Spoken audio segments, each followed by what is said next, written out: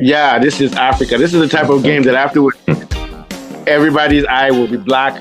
Everybody's ribs will be hurting. This is a bloody match, especially with Cameroon. Cameroon is physical. Cameroon is back. We know they've been having problems with administrative and which team they're going to do. But they showed in their last game, who is it? They beat Gabon, right? Yeah. In their last match. Yeah, it was a don't-go victory over Gabon. Yeah. They showed that they're still a tough team defensively and midfield. They're going to soak your pressure a little bit like Congo. They also force you into parts of, even if you hold the ball more than they do, which is going to be rare, they're going to make sure that they push you into spaces where it's not relevant. You can't be a threat to them. But generally, they have a very good holding midfield, very good defense. The only thing that's lacking right now is a little bit of their bite, and they're missing their best player. Is he back? What's the guy's name?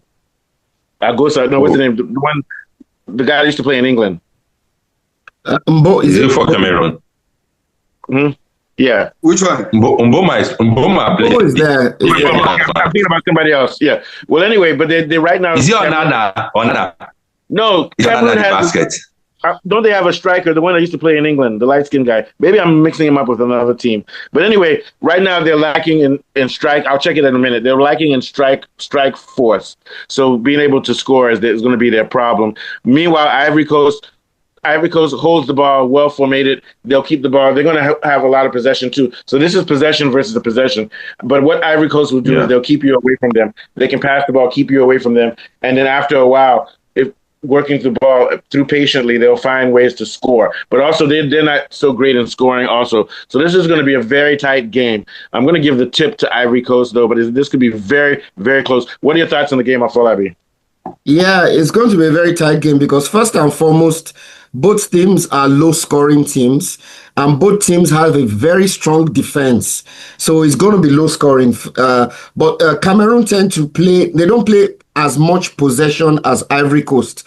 Sometimes they like to play long balls from their goalkeeper directly to the wing backs, and sometimes they like to play route one from Mbomo to the main striker. It was Etta Eyong. That was the striker that scored for them in the last game. So he's their lone striker. They play 5-4-1. And then they just play Brian Mbomo just behind Etta Eyong.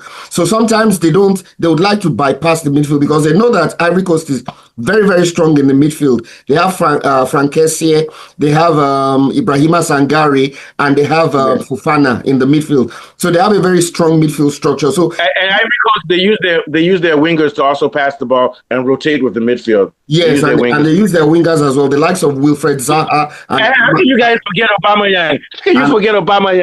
Where is he playing? Gabon. Gabon. Oh, he's Gabon. Okay. That's I got it mixed up. Yeah, okay. Gabon. So sorry. In the forward line, they have, like you said, their wingers as well, Wilfred Zaha, as well as Amad Diallo, who scored for them in the last game. So they have a very strong midfield that I feel Cameroon may not be able to match with just Baleba. The sole midfielder that is influential for Cameroon is Carlos Baleba. So I think Cameroon will be trying to play long balls directly from the defense to the forward areas. But I still think Ivory Coast will be too strong for them. But expect a low-scoring game, maybe just a single goal or a goalless draw. Like who's that guy that scored for Ivory Coast again? Is he the number 9 or is Amad Diallo? He's a winger. He plays for Man United. Amad Diallo for Manchester United. One of those guys will find space eventually. Yeah, one of those guys will find. What are your thoughts, Mr. Sigodi? No, like this AFCON has showed me something. AFCON on its own shows me something that yes, because if you look at the team that's going to win AFCON, it's not going to win it perfectly. The team that plays perfect in the group stage, when it comes to your knockout stage, the team that is scrappy wins by 1-0. Yes, they are the ones that they are going to win AFCON. No, between Ivory Coast and Cameroon, I see Ivory Coast being a very, very oil-drilled a machine. Like they play football beautifully. They everybody knows what they are doing in the team. When it comes to Cameroon, they're still finding themselves. They're not yet there. And then on this game, I see a draw because no matter how good you play in this tournament, you can just make one mistake, then you get punished. We see Ivory Coast playing the whole game so perfect against Mozambique. Last minute, Mozambique almost got a goal. Yeah, so they make it equal. So it's very hard to tell who will take the game between Ivory Coast and Cameroon. Because you see Cameroon. Yeah, I don't see them winning, but they may draw. Because you see Cameroon, they have a player that if he gets that one chance, he can take the chance. But with Ivory Coast, they love playing the football, nice football. Yeah, they play it left and right. They rotate the ball nicely. Everything is perfect, but they're not ruthless in front of goal. So I see a 1-1 draw for me. Yeah, I think it's going to be close. I'm going to still say 1-0, but 1-1 is also as likely. What are your thoughts, Mr. Warif?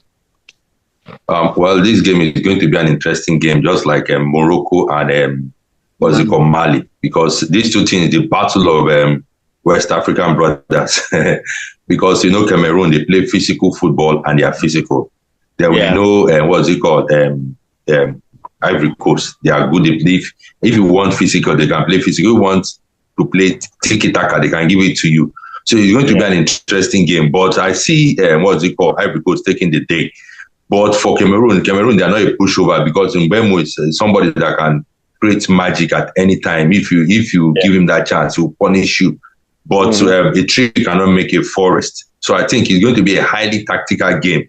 And if I'm the coach, I wouldn't want to rush this game, because when you play physical game, by the time you rush the game, you get one out. And when you get one out, a good coach might study the game and bring in a fresh player. So I think it's going to be an interesting game. They should just take it a step at a time. It might be 1-0 or 1-1. Yeah, I think so. So it's going to be close. Any last thoughts? Afolabi, tactically, Afolabi is our tactical an analyst. Anything you learned today? Like I said, they're going to be strong. Ivory Coast is going to be strong in the midfield areas. Frank Kessie, we know him very well. He was at Bayern Munich, as well as Fofana and Sangare, who plays for Nottingham. So they are solid in the midfield. But the area where I think Ivory Coast will hurt them is the wide areas. When you have Wilfred Zaha on one side and Amad Diallo on the other side, they are going to try and open spaces in the Cameroonian defense. But then again, Cameroon too are very stubborn. So it's going to come down to one set piece, one corner kick, one chaos in the defense or something. It might not be a pretty goal at the end of the day, but I see Ivory Coast maybe penalty. Very slim margin, maybe 1-0. Okay, so let's go. Mr. Folabi, what about the striker that scored the winning goal against Nigeria in the last Nations Cup for Ivory Coast? Sebastian Hela is injured. He has an hamstring. He has an hamstring injury. That would have given them a second dimension, because they can play long balls to that guy would have been a typical number 9. Yeah. Okay, so let's move on to the next one.